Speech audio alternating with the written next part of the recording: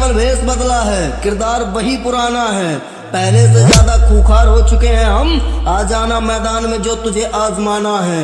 और कानों में मिड भरनी है या छाती में बेच, भरपूर दिया जाएगा, फरमाइश बता तुझे क्या खाना है। उपेंद्र दिलीप नगर, उपेंद्र दिलीप नगर, उपेंद्र दिलीप नगर, उपेंद्र दिलीप नगर।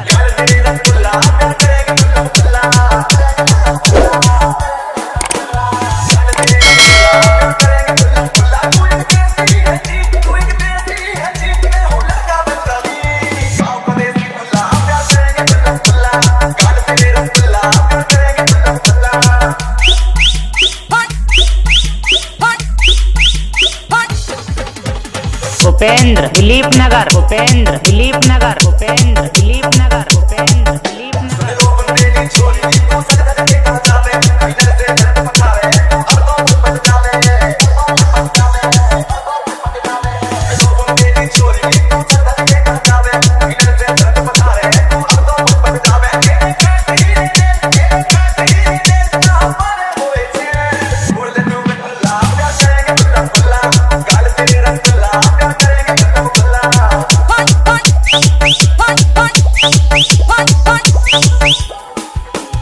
उपेंद्र दिलीप नगर, उपेंद्र दिलीप नगर, उपेंद्र दिलीप नगर, उपेंद्र दिलीप